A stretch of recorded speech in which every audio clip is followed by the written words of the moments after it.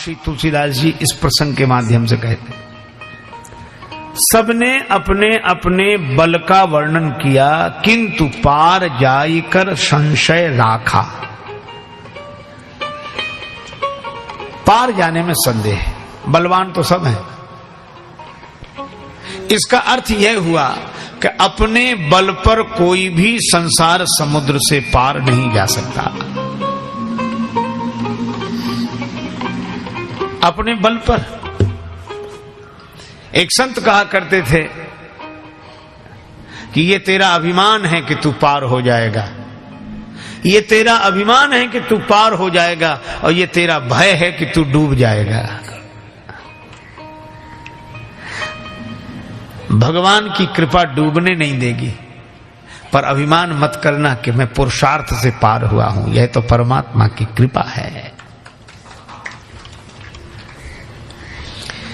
सभी ने अपने अपने बल का वर्णन किया। इसका अर्थ है कि संसार सागर से पार जाना आचरण के बल की बात नहीं है, यह तो भगवान के चरण के बल की बात है, भगवान के चरणों का आश्रय। अच्छा, सभी ने अपने अपने बल का वर्णन किया। निज निज बल सब काहू भाखा।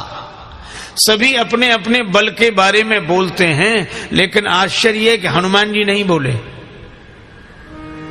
सबने अपने अपने बल का वर्णन किया, पर श्री हनुमान जी ने अपने बल का वर्णन नहीं किया। किसी ने पूछा कि सब अपना अपना बल बता रहे हैं, बोल रहे हैं, आप क्यों नहीं बोल रहे हैं? हनुमान जी बोले, जिसके पास अपना बल हो सो बोले। जिसके पास अपना बल हो सो बोले। यहां हमारे पास हमारा बल है ही नहीं। बल क्या, कुछ भी नहीं है। हम मंदिर में तो कहते हैं तन मन धन सब तेरा, प्रभु सब कुछ है तेरा। तो जब सब कुछ है तेरा, तो ये एक बल ही है जो मेरा। तन मन धन सब तेरा और घर मेरा। तन मन धन सब तेरा और मेरा मन अशांत रहता है। भगवान को भी हंसी आती कि अभी कह रहा था कि मन तेरा, और फिर कहता है कि मेरा मन नहीं लगता। जब मन तेरा है तो हम काहे को परेशान है? मैं क्यों परेशान रहूं? जीवन का मैंने सौंप दिया सब भार तुम्हारे हाथों में। मुझ में तुझ में बस भेद यही, हम में तुम में बस भेद यही। हम नर हैं तुम नारायण हो, हम हैं संसार के हाथों में, संसार तुम्हारे हाथों में। इसलिए निश्चिंत रहता है भक्त। शरणागत को का चिंता रे, तू काहे चिंता करता रे। शरण रहे सो सब सुख पावे, वचन कभी ना यह जाए वृथा रे। शरणागत को का चिंता रे।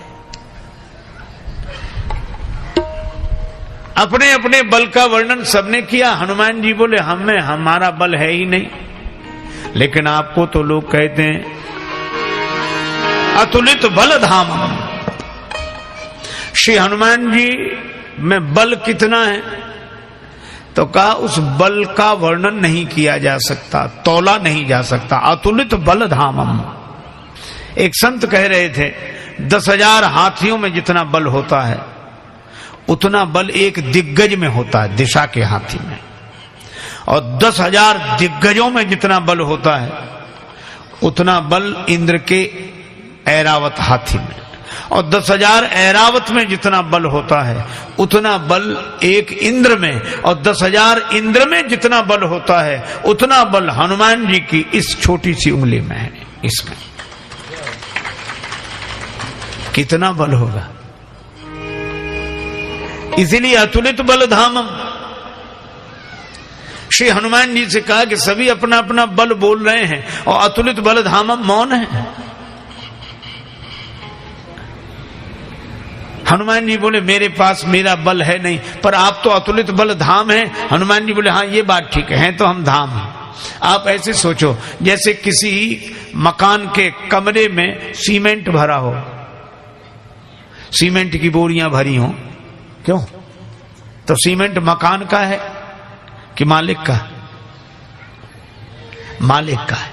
मकान में तो रख दिया गया है, मकान में तो रख दिया है पर सामान है तो मालिक का। हनुमान जी बोले इसी तरह अतुलित बल धाम है, हम मकान हैं, इसमें अतुलित बल रख तो दिया है पर वो हमारा नहीं, मालिक का है, हमारा नहीं, हम तो धाम है। अच्छा, तो अतुलित बल आप में कैसे आ गया?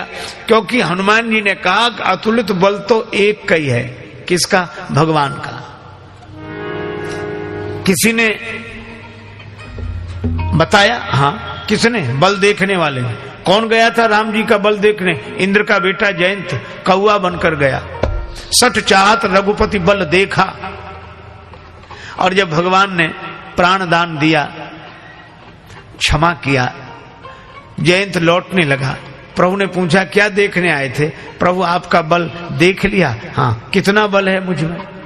तब जयंत बोला अतुलित बल अतुलित प्रभुताई, अतुलित प्रभुताई, अतुलित बल अतुलित प्रभुताई, अतुलित बल अतुलित अतुलित बल अतुलित प्रभुताई, अतुलित बल अतुलित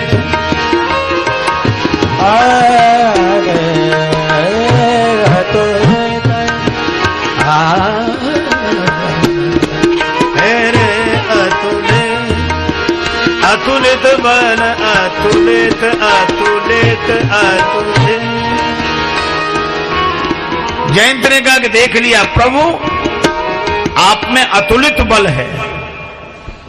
अच्छा, हम आपसे पूछते हैं राम जी में अतुलित बल है। अच्छा, हम लोगों में भी शरीर में कुछ ना कुछ तो शक्ति होगी, जितनी भी हो, क्यों है? अच्छा, शरीर में शक्ति ना हो तो शरीर से कैसे उठें, कैसे चलें, कैसे बैठें? शक्ति तो है। अच्छा, हम आपसे पूछते हैं, आप शरीर लेकर जहां बैठे हैं तो ऐसा तो नहीं कि शक्ति घर छोड़ आए हो? आप जहां बैठेंगे अपनी शक्ति के साथ ही तो बैठेंगे, है ना? तो हनुमान जी ने कहा कि हमने यही किया। राम जी में है अतुलित बल और राम जी को हमने बिठा लिया अपने हृदय में। जास हृदय आगार बसई राम सर चापधर। राम जी बैठे हृदय में तो मेरा मन हो गया राम धाम, और राम जी के पास है अतुलित बल, इसीलिए मुझे कहा जाता अतुलित बल धामम। तो हनुमान जी बोले मैं तो धाम हूं, बल तो मेरा है नहीं। अब इस बल का उपयोग जिस जैसा करना चाहिए मालिक के ऊपर है। मैं मकान हूं, पर इस मकान का जो मालिक है वही इसमें रखे हुए सामान का स्वामी है। हनुमान जी नहीं बोले। नहीं बोले तो जामवंत जी ने सोचा, वयोवृद्ध व्यक्ति हैं, वयोवृद्ध हैं, वे सोचने लगे कि अगर कोई वैसे नहीं बोलता तो प्रशंसा से बोलता है। किसी की तारीफ करो,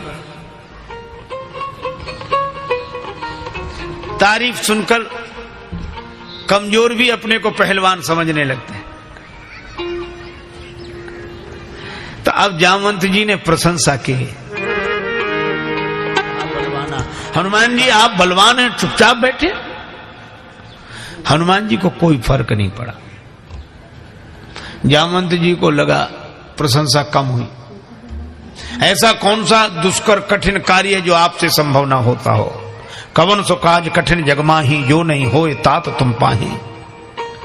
हनुमान जी जगे ही नहीं। क्यों नहीं जगे? जामवंत जी को लगा शायद प्रशंसा कम हुई हो। तब कहने लगे अरे आप ही नहीं, पवन तनय बल पवन समाना। आपके पिता भी ऐसे ही बलवान। अब जब प्रशंसा पुरखों तक पहुंचने लगे, पिता तक पहुंचने लगे, तब तो फिर जागनी चाहिए। पर हनुमान जी को कोई अंतर नहीं पड़ा। क्यों नहीं पड़ा? देखो, 4 कमरे हों और उनमें से किसी एक कमरे में कोई व्यक्ति सो रहा हो, आप हर एक कमरे का दरवाजा खटखटाते हैं, लेकिन जिसमें सोया है खुलता वही दरवाजा है। जिसमें वह सोया है मिलेगा तो वहीं, जहां सोया है वहीं जगेगा। तो हनुमान जी देह भाव में नहीं है, नहीं तो प्रशंसा सुनकर जाग जाते, का चुप साधी रहा बलवाना। और गेह भाव में नहीं है, नहीं तो पवन तनय बल पवन सुमाना सुनकर जाग जाते। हनुमान जी न देह भाव में रहते हैं न गेह भाव में रहते हैं। हनुमान जी तो राम जी के नेह भाव में रहते हैं। जैसे ही जामवंत जी ने कहा राम काज लगी तव अवतारा, तो सुनते ही भयउ पर्वताकारा। हनुमान जी के सामने जामवंत जी ने राम जी का नाम लिया तो हनुमान जी प्रकट हो गए। हम फूल कर बड़े हो गए, हम अपना नाम सुनकर फूलते हैं और हनुमान जी राम जी का नाम सुनकर फूलते हैं। एक कवि ने कहा कैसे हंसी कमजरफ हैं ये गुब्बारे, कैसे हंसी कमजरफ हैं ये गुब्बारे जो थोड़ी सी हवा में फूल जाते हैं। कैसे हंसी कमजरफ हैं ये गुब्बारे जो थोड़ी सी हवा में फूल जाते हैं और धरती से थोड़ा ही ऊपर उठते ही अपनी औकात भूल जाते हैं।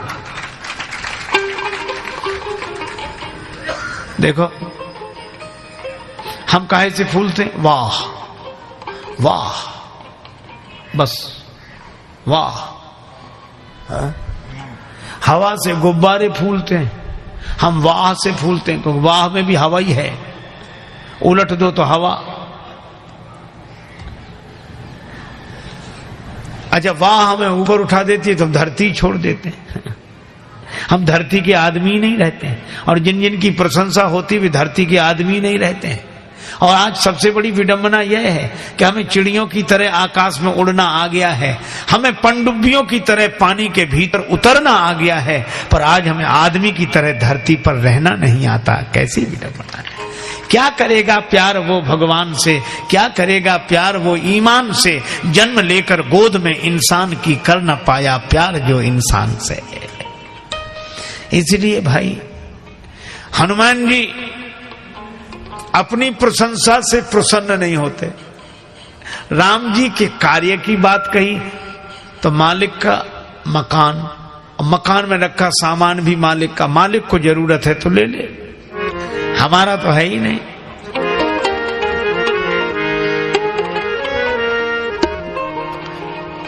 अब तो श्री हनुमान जी बार बार गर्जना करते हैं, सिंहनाद करी 12 बार बार सिंहनाद करते हुए कहा लीला ही नागम जल ने दिखा रहा। समुद्र लांग जाना मेरी लीला है, खेल है। समुद्र लांगना मेरे लिए खेल है। कहो तो रावण को पूरे दल के साथ मिटाकर लौटो, सहत सहाय रावण नहीं मारी।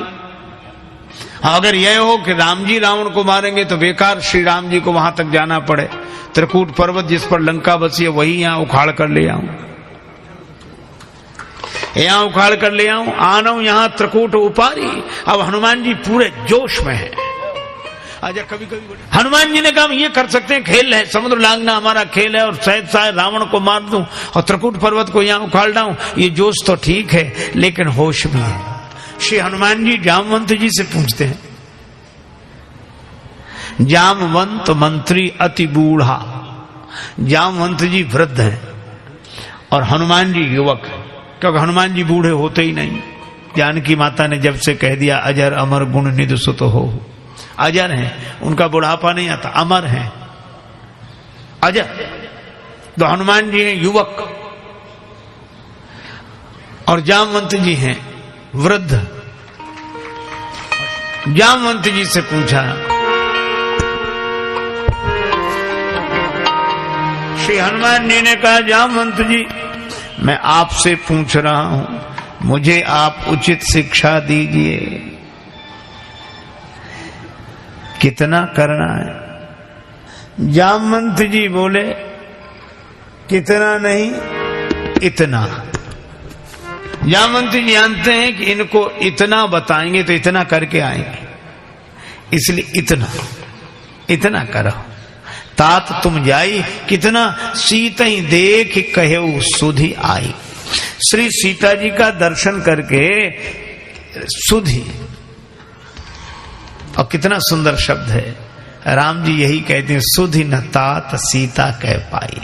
और जामवंत जी हनुमान जी से कहते सीता ही देख कहो सुधि आई, क्योंकि हम सीता की सुधि लीने बिना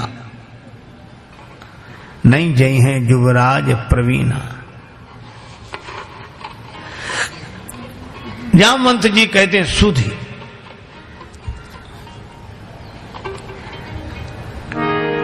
हनुमान जी से एक बात और जामवंत जी ने कही, हनुमान जी ये आप जो कह रहे हैं लीलहि नाघऊ जल निधि खारा,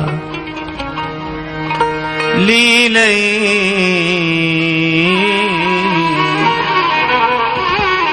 आप कह रहे हैं कि समुद्र लांग जाना मेरी लीला है। नहीं नहीं हनुमान जी ये आपकी लीला नहीं है। गिरि जा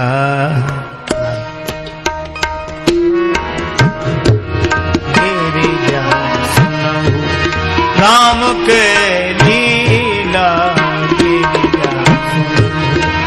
राम के लीला गिरजा, राम के लीला गिरजा, गिरजा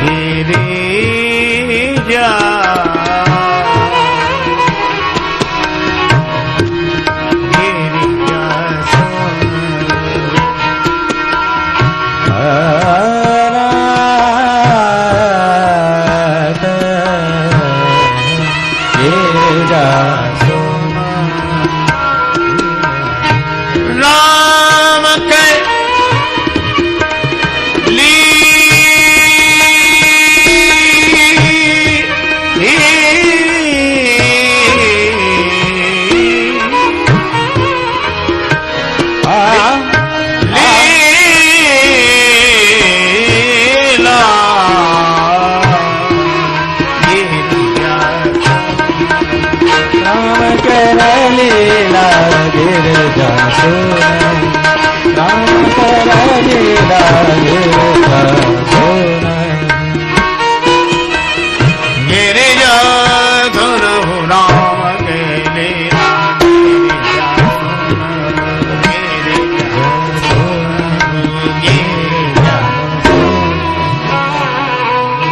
गिरिजा सुनो राम के लीला। जामवंत जी ने कहा यह लीला तो राम जी की है हनुमान जी, हमारी आपकी लीला नहीं है। तो फिर हम लोग कौन है? हम लोग तो इस लीला में अभिनेता है, पाठ मिला है।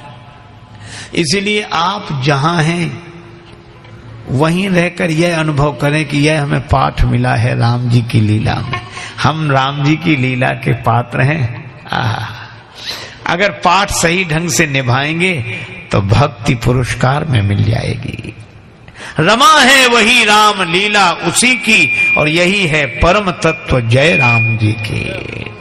हम राम जी की लीला के पात्र हैं, इसलिए कितना कर सकते हैं सो नहीं, कितना करना है।